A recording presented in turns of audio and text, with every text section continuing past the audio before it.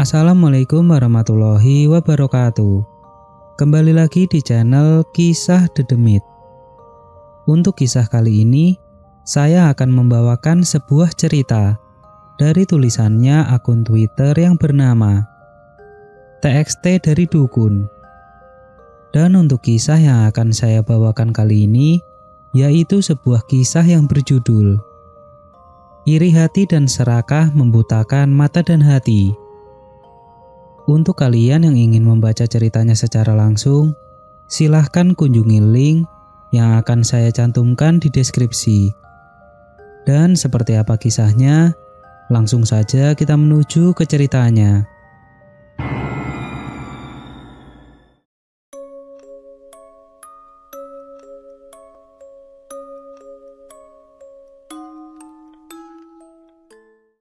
Cerita ini pengalaman dari Mas Subagio. Saat Mas Subagio ini dulu menjalani bisnis di bidang kuliner yang berupa mie bakso. Jadi cerita ini bermula di tahun 2006-an. Pas saat itu, Mas Subagio ini menjalankan bisnis berjualan mie bakso di sebuah pasar yang ada di daerah Jawa Timur. Mas Subagio di sana merantau. Asli rumahnya Mas Subagio itu adalah daerah Jawa Tengah. Di Jawa Timur, Mas Subagio merantau sejak tahun 2003. Pertama kali ke sana awal mulanya Mas Subagio itu ikut kerja di proyekan. Hingga di tahun 2006-an, Mas Subagio memberanikan diri untuk terjun bisnis di bidang kuliner mie bakso.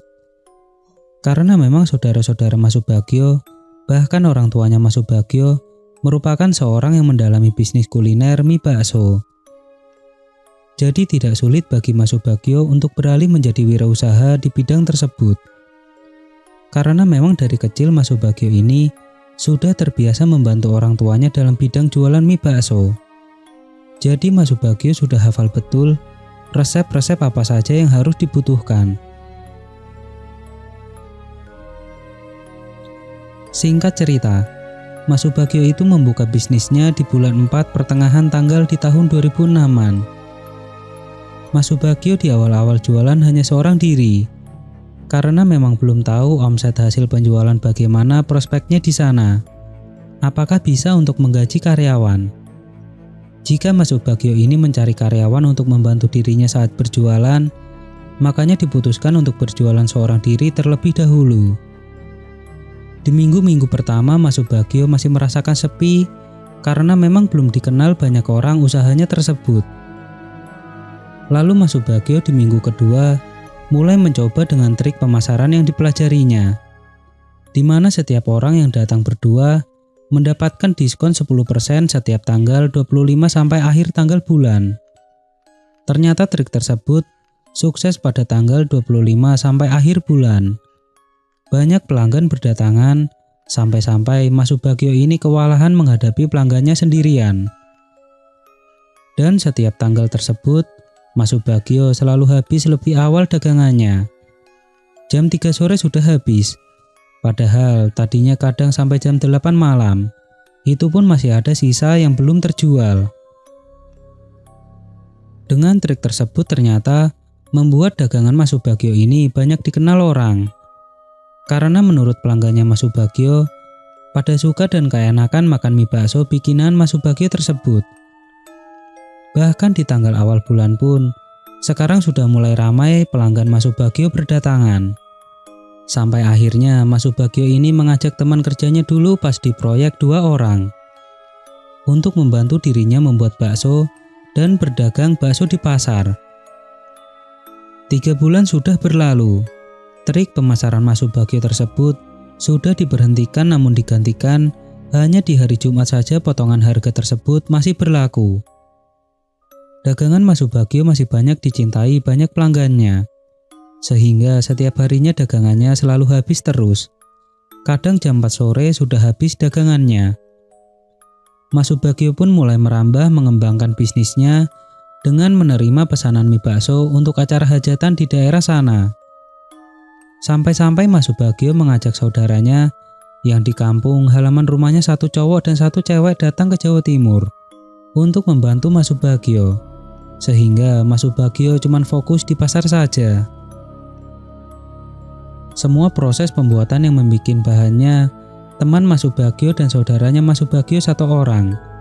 Namun yang satu cewek dia menemani Mas Subagio saat berjualan di pasar. Dagangan Mas Subagio semakin hari semakin berkembang. Namun Mas Subagio masih mengurungkan niat untuk membuka cabang usahanya. Padahal banyak pelanggan yang meminta agar Mas Subagio ini membuka cabang usahanya. Karena kalau pas datang ramai tidak berdesak-desakan. Menurut cerita Mas Subagio dari permintaan pelanggannya. Pesanan order buat hajatan pun datang bertubi-tubi. Dan dagangan Mas Subagio di pasar pun masih tetap ramai. Hingga waktu tak terasa sudah berjalan 1 tahun lamanya Mas Subagio menggeluti usahanya tersebut. Uang sudah terkumpul banyak. Akhirnya Mas Subagio memutuskan membeli sebuah rumah di kawasan yang tak jauh dari area pasar di mana Mas Subagio berjualan mie baksonya tersebut. Rumah sudah ada sehingga Mas Subagio tidak membuang-buang uang lagi untuk bayar biaya kontrakan. Karena sebelum punya rumah, Mas Subagio ini ngontrak sebuah rumah untuk ditempati bersama karyawannya. Waktu semakin berjalan, dagangan Mas Subagio semakin hari semakin berkembang saja, bahkan sampai-sampai Mas Subagio membeli sebuah kendaraan mobil dan motor. Mas Subagio sekarang sudah jarang ke pasar karena Mas Subagio sudah merekrut satu lagi karyawan ibu-ibu di daerah dekat rumahnya untuk membantu berjualan di pasar. Mas Subagio kadang ke pasar cuma 2 jam saja. Di pasarnya paling lama 4 jam. Ternyata dari kesuksesan Mas Subagio ini, ada tetangga di dekat daerah rumahnya Mas Subagio yang dibelinya. Ada yang sirik dengan kesuksesannya. Sehingga rela melakukan hal apa saja demi menjatuhkan bisnis Mas Subagio tersebut. Benar saja, di tahun 2008 pertengahan Mas Subagio sering mengalami bakso dagangannya yang tiba-tiba membusuk, padahal semua bahannya itu baru dibikin semua. Awalnya kejadian tersebut Mas Subagio dan karyawannya itu tidak berpikiran negatif. Mereka berpikiran positif saja. Mungkin daging yang dibeli buat olahannya sudah lama. Jadi begini pas diproses dijadikan bakso. Jadi ketahuan busuknya. Mas Subagio sampai tidak berjualan baksonya kala itu karena baksonya hampir semua bau busuk. Mas Subagio tidak mau ambil resiko dapat komplain dari pelanggannya. Akhirnya Mas Subagio membuang semua baksonya tersebut di area sungai agar menjadi santapan ikan-ikan di sana. Dan Mas Subagio pun masih tetap jualan kala itu, namun hanya berjualan mie ayam saja. Padahal yang laris banyak peminatnya itu baksonya. Keesokan harinya, bahkan Mas Subagio sampai sempat memprotes pedagang langganan daging yang biasa diambilnya. Karena kejadian tersebut, di sana pas Mas Subagio protes, malah justru ditertawakan. "Pak No, bagaimana sih? Daging yang kemarin saya ambil sudah lama tidak laku ya? Kok pas saya bikin proses jadi bakso, baksonya busuk semua, Pak?" Tanya Mas Subagio dengan nada agak kecewa terhadap tukang daging langganannya tersebut. Loh, gimana toh Mas? Datang-datang sudah teriak-teriak saja. Ada apa emangnya? Saya kurang paham dengan maksud yang sampean bicarakan tersebut. Coba diulangi lagi dari awal ceritanya, ucap Pak Nono, seorang bapak-bapak yang kira-kira umurnya 55 tahun. Namun masih terlihat gagah tinggi orangnya. Itu bakso kemarin yang saya proses semua mengalami busuk, Pak. Bahkan sampai saya buang semua baksonya. Itu dagingnya yang saya kemarin beli, daging lama apa baru ya, Pak? Kok sampai-sampai saya mengalami hal seperti itu? Ucap Mas Subagio dengan nada yang lebih rendah dan tertata bahasanya. Loh, sampean ini gimana toh Mas? Mas kan tahu sendiri, saya selalu fresh. Dagingnya setiap hari selalu habis daging-dagingnya. Jadi selalu fresh baru terus dagingnya. Tuh, tanya Bu Inah depan Mas, yang sama-sama jualan bakso seperti sampean juga. Dan setiap hari kesini. Kemarin pun kesini sama kayak sampean. Tanyain ada kejadian baksonya bau busuk tidak. ucap Pak Nono dengan nada lumayan tegang karena dibilang jualan dagingnya yang sudah lama. Iya Mas, alhamdulillah kemarin tidak mengalami seperti yang Mas bicarakan barusan. Padahal kemarin saya juga ambil daging di sini karena memang sudah langganan saya dengan Pak No.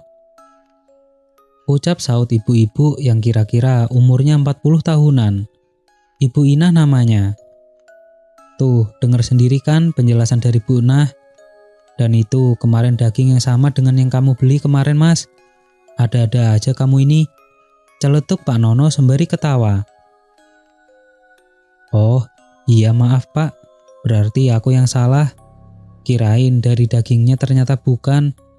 Mungkin ada yang salah pas pengadonannya karyawan saya. Ucap Mas Subagio dengan nada tersipu malu karena menduga salah Pak Nono. Iya nggak apa-apa Mas. Saya maklumi. Orang Masnya kan pasti rugi banyak itu. Banyak bakso yang terbuang. Jadi ya wajar datang-datang langsung agak marah. Hehehe. Ucap Pak Nono sembari ketawa ngeledek agar situasi tidak tegang. Gak banyak lagi Pak. Semua yang buatan hari kemarin saya buang ke sungai semuanya. Takut dapat komplain dari pelanggan. Makanya saya pas datang agak marah nadanya Pak. Maafin saya ya Pak, sudah salah menduga. Ucap Mas Subagio sembari menjelaskan dan meminta maaf kepada Pak Nono. Lah iya, sampean itu ya lucu Mas. Sampean kan sudah langganan sama saya dari awal jualan. Sampean juga tahu dagingku setiap hari habis dan selalu daging potong baru. Gak mungkin saya pakai daging lama ku jual toh Mas. Hehehe. Celetuk Pak Nono sembari ketawa-ketawa ngeledek. Iya Pak, maaf. Karena kejadian kemarin, saya sampai lupa kualitas dagangan Pak No. Mungkin saya yang kurang beramal saja Pak. Makanya dikasih teguran sama Allah. Ucap Mas Subagio dengan rasa penyesalan karena menuduh Pak No yang macam-macam. Nah, dipikir kayak gitu kan enak Mas. Sampean jadi nggak marah-marah terus. Hehehe. Celetuk Pak No dengan nada bercanda lagi. Ya sudah Pak, saya pesan daging ya, buat bahan bikin bakso besok 7 kg. Ucap Mas Subagio. Akhirnya Mas Subagio pun segera pulang, menuju rumahnya sehabis membeli daging di Pak No. Dan sesampainya di rumah, langsung memasukkan daging tersebut ke freezer yang biasa Mas Subagio untuk tempat menaruh daging-dagingnya. Sehari 2 hari sampai seminggu kejadian tersebut tidak terulang kembali. Mas Subagio sudah mencoba melupakan semua kejadian tersebut. Namun jelang 9 hari, ternyata kejadian tersebut terulang kembali. Dan parahnya kejadian tersebut datang pas Mas Subagio mendapati sebuah pesanan untuk hajatan 2 orang. Tentu pas saat itu bakso yang dibuat sangat banyak sekali oleh Mas Subagio dan karyawannya. Mas Subagio sampai sempat bingung kenapa kejadian ini terulang kembali.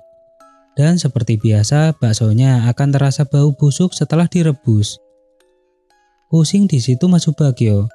Akhirnya Mas Subagio menyuruh anak buahnya untuk ke pasar buat beli daging lagi karena untuk memenuhi pesanan yang sudah terlanjur masuk.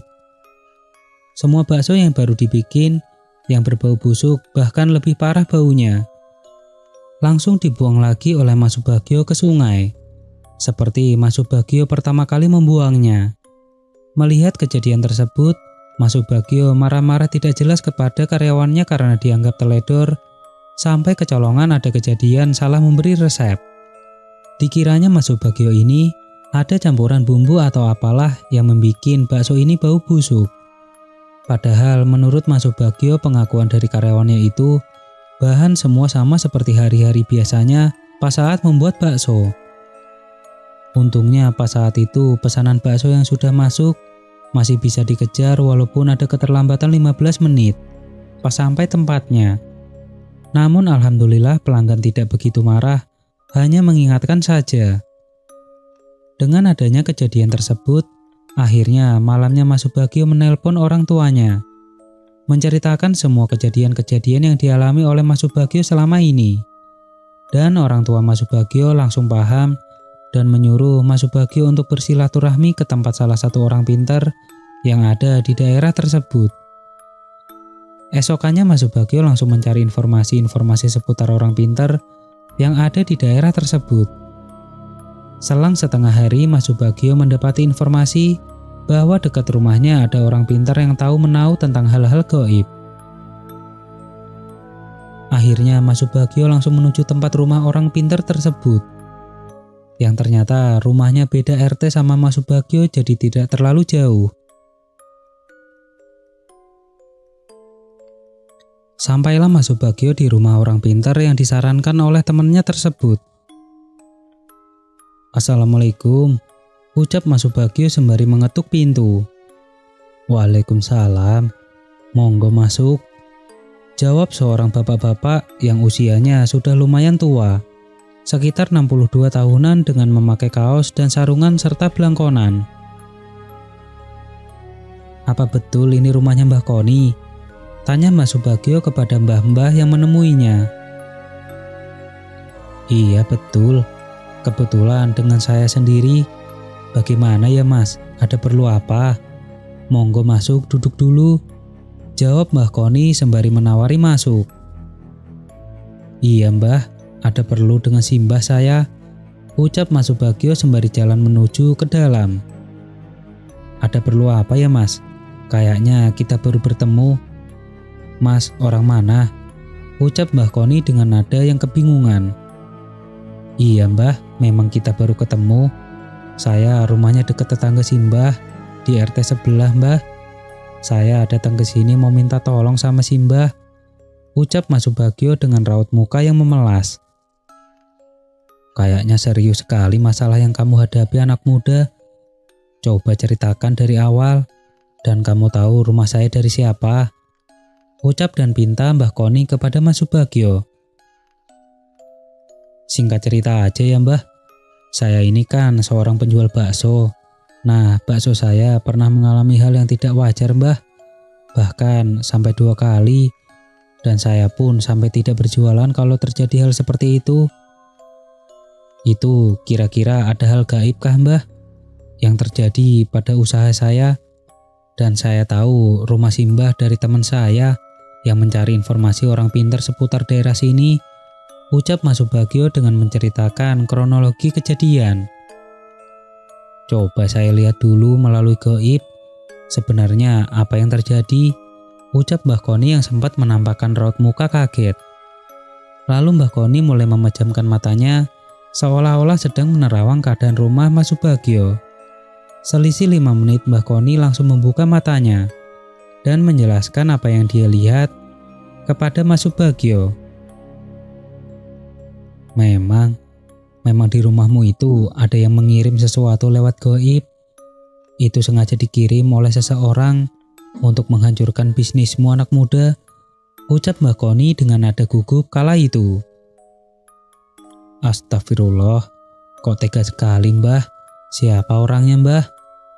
"Kelihatan tidak orangnya," ucap Mas Subagio dengan nada kaget dan agak keras karena marah mendengar semua itu. "Sudah anak muda, tidak usah perlu tahu siapa orangnya. Kamu nanti malah bisa menimbulkan fitnah saja. Nanti saya kasih air buat penangkal yang harus kamu siram-siramkan di tempat pembuatan bakso kamu nanti," ucap Simbah dengan nada gugup karena kayak ada yang disembunyikan sesuatu oleh Simbah. "Oh, begitu ya Mbah. Baik Mbah, kalau memang saya tidak boleh tahu siapa pelakunya." "Oh iya Mbah, nama saya Subagio Mbah. Panggil saja Subagio Mbah," ucapku dengan nada kecewa karena tidak boleh tahu pelaku semua itu dan menjelaskan nama aslinya. "Bentar ya Mas Subagio, saya masuk kamar dulu. Saya ambilkan air buat dibawa Mas pulang. Sekalian bikinkan minuman buat Mas Subagio. Mas Subagio mau apa? Kopi apa teh?" ucap Simbah sambil berdiri seolah mau masuk ke kamarnya. "Baik Mbah, tidak usah repot-repot Mbah. Saya minum air putih yang ada di atas meja saja sudah cukup," ucap Mas Subagio. Ada kiranya 10 menit berlalu, akhirnya Simbah Koni keluar sambil membawa air putih 1 botol dan langsung berduduk di sebelahku. Ini air nanti sehabis pulang dari sini langsung kamu siram muter ya di tempat kamu dan karyawanmu membuat bakso. Baik Mbah, saya akan laksanakan nanti sesampainya di rumah, sesuai apa yang dimandatkan oleh si Mbah, ucapku dengan nada anda pasor. Setelah mengobrol panjang lebar Mas Subagio dengan Mbah Koni, akhirnya Mas Subagio langsung izin pulang. Sesuai yang diucapkan oleh si Mbah Koni dilaksanakan langsung oleh Mas Subagio. Memang benar, bahkan sampai 2 bulan sudah berlalu, tidak ada kejadian seperti bakso busuk lagi. Namun ada keanehan lagi. Katanya karyawan Mas Subagio itu akhir-akhir ini merasakan malas-malasan untuk bekerja. Bahkan sampai ada yang sempat pamitan mau resign, izin berhenti bekerja sama Mas Subagio. Karena serasa tidak betah lagi kerja di situ. Padahal dia yang paling senang dan ulet kerja di situ. Namun dengan bujuk rayuan Mas Subagio, karyawan tersebut masih mau tetap bertahan untuk bekerja. Hingga suatu ketika terjadi hal yang tidak wajar lagi. Karyawan yang sempat berpamitan kakinya tersiram air panas saat sedang mau mengangkat bakso yang sehabis direbusnya. Saat kejadian tersebut terjadi, Mas Subagio masih di kamar menyiapkan sesuatu. Mendengar teriakan, Mas Subagio langsung ke belakang. Adanya kejadian itu, Mas Subagio langsung mengajak karyawan yang terkena air panas tersebut ke klinik terdekat di rumahnya. Selesai dari klinik, karyawan Mas Subagio tersebut langsung disuruh istirahat di kamar. Bahkan sampai tidak bisa aktif kerja 3 harian. Mas Subagio meminta agar karyawannya menceritakan kronologi kejadiannya. Konon ceritanya kayak ada yang sengaja menyenggol dirinya. Padahal kala itu teman kerjanya duduk berjauhan. Tapi karyawan Mas Subagio yang terkena siraman air panas itu mengaku melihat sosok yang menyenggol tangannya hingga airnya tumpah ke kakinya. Mendengar cerita tersebut, Mas Subagio kebingungan lagi. Sempat berpikir mau mendatangi rumah Mbah Koni. Namun masih diurungkan niatnya. Mas Subagio cuma berpikir, mungkin halusinasi saja atau sedang kecapean karyawannya tersebut. Sehingga tidak fokus dalam bekerja. Seminggu berlalu, suasana di rumah Mas Subagio ini serasa tidak enak rasanya untuk ditempati. Bawahnya itu ingin keluar dari dalam rumah. Karyawan Mas Subagio yang kemarin terkena air panas pun akhirnya mengundurkan diri. Kembali ke kerjaan awal yaitu ikut proyekan. Mas Subagio juga mengalami sakit-sakitan, dagangannya bahkan sampai tutup selama Mas Subagio sakit. Ada kiranya 1 mingguan ditutup. Sakit kepala yang dialami Mas Subagio itu aneh. Setiap mau dibawa aktivitas sehari-hari, sakit pusingnya serasa kebangetan. Namun saat diperiksakan ke dokter, semua kondisinya menurut dokter normal. Dokter berasumsi mungkin karena kecapean saja. Bahkan sampai di ronsen pun normal semua keadaannya. Tapi pusingnya tidak hilang-hilang. Akhirnya pada suatu malam Mas Subagio mendapati telepon dari ibunya yang berada di kampung halaman rumahnya. Entah mungkin karena sensitifnya perasaan seorang ibu, seolah mengetahui keadaan kondisi anaknya yang sedang ada masalah. Di situ Mas Subagio menceritakan semua kejadian yang dialaminya. Kebetulan bapaknya Mas Subagio sedang mendengarkan juga. Selesai teleponan dengan Mas Subagio, ternyata bapaknya langsung menelpon seseorang yang dianggapnya sebagai guru spiritualnya dan menceritakan semua kejadian yang dialami anaknya tersebut. Paginya Mas Subagio ditelepon lagi sama bapaknya.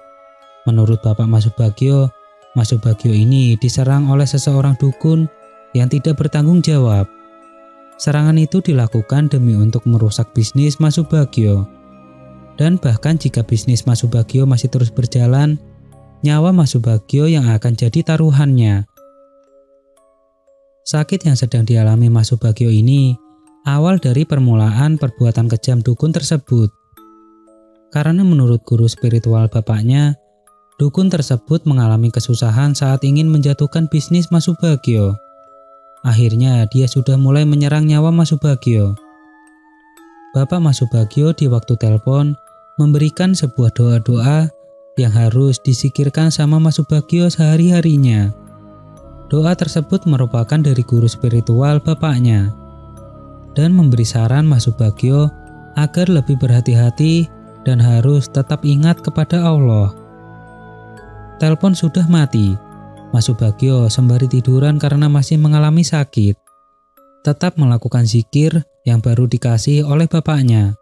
Tak terasa sampai malam Mas Subagio zikiran terus-menerus doa tersebut. Alhamdulillah pagi harinya Mas Subagio sudah merasakan sehatan.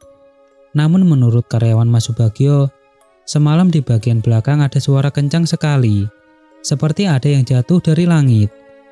Tapi saat dilihat itu tidak ada sesuatu. Kebetulan karyawan Mas Subagio yang tinggal serumah dengan Mas Subagio itu hanya satu orang. Saudara Mas Subagio yang satu cewek dan satu cowok izin pulang kampung 2 hari lalu. Jadi yang mendengarkan kejadian suara keras hanya teman Mas Subagio seorang saja. Mas Subagio karena merasa tidur enak, akhirnya tidurnya pulas. Jadi tidak mendengarkan kejadian yang diceritakan karyawannya tersebut. Dipikirnya Mas Subagio ini sudah tidak wajar. Mas Subagio akhirnya ingin mengunjungi lagi ke rumah Mbah Koni untuk meminta pendapat Mbah Koni bagaimana kejadian yang sedang dialami Mas Subagio. Singkat cerita, Mas Subagio ini sudah sampai di rumah Mbah Koni. Namun sesampainya di sana, ternyata rumah Mbah Koni ini tutupan. Diketuk-ketuk pintunya Mbah Koni tidak kunjung keluar. Mas Subagio akhirnya memutuskan menunggu sejenak di teras rumah Mbah Koni. Selang 10 menit berlalu, Mbah Koni akhirnya pulang sembari naik sepeda ontelnya. Ternyata Mbah Koni habis muter sepedahan keliling komplek perumahan. Sudah ada kamu Mas Subagio? Sudah lama kamu di situ Mas Subagio? Maaf, saya habis keliling komplek. Biasa, olahraga. Ucap Mbah Koni sembari memarkirkan sepedanya di depan rumah tepat di sampingku. Ya, 10 menit ada mungkin Mbah, saya berada di sini. Tadinya kalau sampai 15 menit, si Mbah tidak kunjung datang, saya akan pulang ke rumah lagi Mbah. Ucapku dengan nada senyum-senyum. Ya sudah, masuk ke dalam sini. Kayaknya ada yang mau kamu ceritakan. Ucap si Mbah sembari berjabat tangan denganku dan mengajak masuk ke dalam rumahnya. Baik Mbah, betul sekali Mbah, memang ada yang ingin saya ceritakan kepada si Mbah Koni. Ucapku sembari mengikuti si Mbah berjalan dari belakang. Ya sudah, duduk dulu. Saya bikinin teh, apa kopi Mas Subagio? Kebetulan saya mau bikin teh. Ucap Mbah Koni sembari menawariku minuman. Saya teh saja sama seperti si Mbah, jawab dan pintaku kepada si Mbah. Akhirnya si Mbah bergegas menuju ke dapur rumahnya. Di sini si Mbah hanya hidup sebatang kara. Karena istrinya sudah meninggal 7 tahun yang lalu dan anaknya sudah besar-besar, ada 3 orang cowok semua. Semua anaknya hidup di luar kota bareng istri dan cucunya. Jadi kadang 1 bulan sekali baru mengunjungi menjenguk si Mbah Koni. Maka dari situ kalau ada tamu, Mbah Koni terpaksa yang harus membuatnya sendiri. Ternyata Mbah Koni ini ke belakang sekaligus mandi. Tak cuma membikinkan teh saja. Selang 10 menit Mbah Koni akhirnya muncul juga, sembari membawa teh 2 gelas buatku dan si Mbah sendiri. Ini tehnya Mas Subagio. Maaf, menunggu lama ya. Sekalian mandi tadi saya habis sepedaan keringetan. Ucap Mbah Koni sembari mengasih teh kepadaku. Iya, ndak apa-apa Mbah. Makasih tehnya Mbah. Ucapku sembari menerima teh buatan Mbah Koni. Bagaimana? Ada cerita apa lagi Mas Subagio? Kayaknya ini lebih serius ceritanya. Tanya Mbah Koni kepadaku dengan bahasa yang seolah sudah tahu tentang kondisiku. Iya mbah, ada kejadian aneh lagi. Bahkan saya sampai sakit 1 mingguan. Ini sudah agak mendingan, makanya saya datang ke sini. Ucapku dengan nada pelan.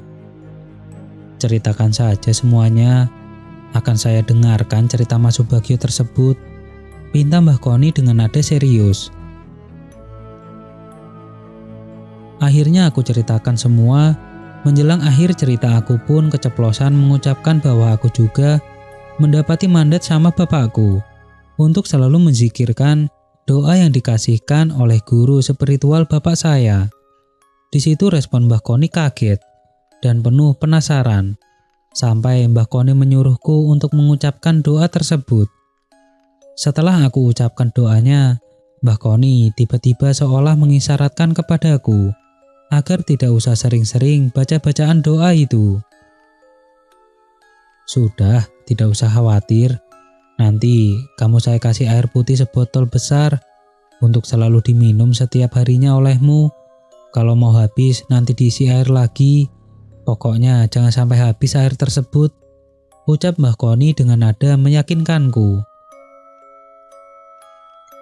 Baik Mbah, terima kasih banyak atas bantuannya Simbah kepada saya. Jawabku dengan nada senang karena mendapati seseorang yang mau menolong. Simbah pun masuk ke dalam kamar semedinya. Tak lama langsung memberiku air putih sebotol besar, seolah kayak sudah disiapkan lama air tersebut untukku. Karena tak memakan waktu lama, Simbah Koni berada di kamar semedinya tersebut. Hanya 3 menit saja langsung keluar kembali. Ini buat diminum kamu sehari-hari. Memang sudah saya siapkan sejak 4 hari lalu air ini, khusus buat kamu Mas Subagio, ucap Mbah Koni sembari mengasihkan air tersebut. Iya, terima kasih banyak Mbah, ucapku sembari menerima air pemberian Mbah Koni tersebut. Sudah, kamu tak usah sering baca doa dari pemberian guru spiritual bapakmu itu, karena sudah tidak akan ada masalah lagi, walaupun kamu tidak membacanya. Asalkan kamu sering meminum air dari Simbah tersebut, ucap Simbah Koni serasa meyakinkanku. Tapi, kalau saya masih tetap sembari merutinkan doa tersebut, tidak apa-apa kan Mbah? Tanyaku balik kepada Simbah Koni. Oh, ya tidak apa-apa Mas. Bagus itu malah, kalau Masnya bisa istiqomah terus menzikirkan doa tersebut, ucap Simbah sembari menyulut rokok kreteknya. Singkat cerita kami sudah ngobrol 2 jam dan aku pun berpamitan untuk pulang. Karena badanku merasakan lemas. Mungkin masih butuh istirahat. Makanya aku izin berpamitan pulang kepada Simbah. Sesampainya di rumah pun aku langsung masuk kamar dan tiduran sampai tertidur pulas hingga sore tak terasa. Menjelang esok hari aku mulai belanja daging dan bumbu-bumbu karena mau mulai berjualan esok harinya. Dan saudara yang di kampung juga sudah aku kontak agar besok sampai di tempatku untuk memulai berjualan. 2 minggu sudah aku lalui jualan bakso. Memang tidak ada yang menurun dari hasil penjualannya. Tapi pas aku sepulang dari pasar, kala itu aku mendapati apes. Aku mengalami kecelakaan parah. Sampai-sampai aku harus dirawat dan bahkan dipindahkan ke rumah sakit kawasan Jawa Tengah agar dekat dengan rumah orang tuaku. Kala itu aku mengalami koma 1 minggu lamanya. Setelah melewati masa koma, aku setiap malam menurut orang yang menjagaku, aku ini selalu ketakutan kayak ada yang mendatangi mau membunuhku. Aku selalu mengigau teriak minta tolong. Tapi giliran dibangunkan, aku benar-benar tidak ingat apa-apa.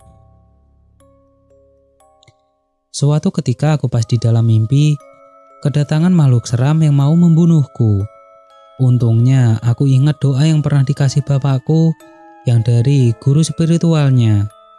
Masih di dalam mimpi aku baca terus doa tersebut dan bahkan makhluk itu sampai terpental jauh saat mau menyerang mendekatiku. Sampai aku pun akhirnya terbangun dari tidur. Kejadian tersebut itu masih pagi petang. Tepatnya saat masih banyak orang menjalankan aktivitas sholat subuh.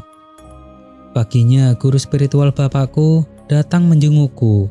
Sungguh kaget aku pas dikasih tahu sama guru spiritual bapakku tentang Mbah Koni. Ternyata semua itu ulah Mbah Koni yang sengaja akan membunuhku atas dasar permintaan kliennya untuk mematikan bisnisku dan bahkan membunuhku. Saat itu aku shock sekali mendengar cerita itu, karena Mbah Koni yang selama ini aku percaya, yang selama ini aku jadi senderan penolongku, ternyata dukun yang sama yang menyerangku dan pura-pura membantuku. Sungguh aku kaget sekali, tapi aku belum percaya 100% tentang hal tersebut. Akhirnya aku memberanikan diri bertanya kepada guru spiritual bapakku, karena trauma tertipu hal yang sama seperti itu lagi. Kalau memang Mbah Koni dalang pelakunya, apa bukti semua itu, Mbah? Karena Mbah Koni selama ini baik kepadaku. Tanyaku sembari menangis kepada simbah-simbah yang umurnya masih terlihat muda, 55 tahun yang merupakan guru spiritual bapakku. Iya, memang kamu mungkin bakalan tidak percaya bahwa selama ini kamu dibodohi sama Mbah Koni. Kamu saat ini bisa menghubungi orang yang berada di Jawa Timur untuk mengecek keadaan Mbah Koni apakah masih hidup atau tidak. Bahkan orang yang menyuruh Mbah Koni untuk membunuh kamu pun ikut tiada saat ini juga. Karena mendapati serangan dari Mbah Koni sewaktu kalah melawan dirimu semalam. Bukankah semalam kamu didatangi sosok menyeramkan? Jawab simbah tersebut sembari menyuruhku untuk membuktikan yang sudah diucapkannya. Kebetulan tiba-tiba handphoneku berbunyi. Seorang karyawan yang di Jawa Timur menghubungiku untuk memberikan kabar bahwa Mbah Koni itu meninggal dunia. Ada surat yang dititipkan Mbah Koni buatku, menurut karyawannya tersebut. Namun karyawannya tidak berani membuka suratnya. Akhirnya aku suruh karyawanku untuk membuka surat itu. Ternyata isi suratnya permohonan maaf dari Mbah Koni karena sudah berbuat jahat kepadaku. Di surat tersebut Mbah Koni mengungkapkan siapa pelaku yang sudah menyuruh Mbah Koni untuk berbuat sekeji itu. Menurut Mbah Koni, semua itu dalangnya Bu Izah istri Pak Jono yang rumahnya tidak jauh dari rumahku ternyata. Paling selisih 6 rumah saja dari rumahku. Namun dalam isi surat itu, Mbah Koni mengungkapkan, Mbah Koni telah menyerang balik Bu Izah dengan mengirimkan pendamping gaib untuk membunuh Bu Izah juga, karena sudah menyuruh Mbah Koni membunuhku. Memang menurut karyawanku, tadi pagi ada ambulan membawa Bu Izah untuk dibawa ke rumah sakit karena Bu Izah tidak sadarkan diri. Mendengarkan itu semua aku menangis. Bersyukur masih diberikan kesempatan untuk hidup dan melewati masa kesulitan itu. Hingga sore hari pun ternyata aku mendapati kabar dari karyawanku itu bahwa Bu Izah benar-benar meninggal dunia. Sama seperti apa yang diomongkan oleh Mbah Koni dan guru spiritual bapakku. Selesai dari itu semua, kebetulan kontrakan pasar habis. Aku memutuskan untuk pulang, hidup di Jawa Tengah saja, dan menjual rumah yang ada di sana. Hanya kendaraan saja yang aku bawa pulang ke Jawa Tengah. Itu saja singkat cerita pengalamanku saat mendapati serangan gaib yang hampir saja membinasakan diriku.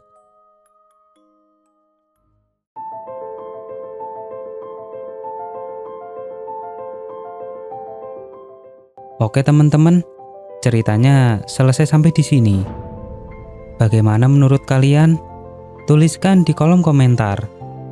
Dan nantikan kisah-kisah horor selanjutnya tetap di channel Kisah Dedemit.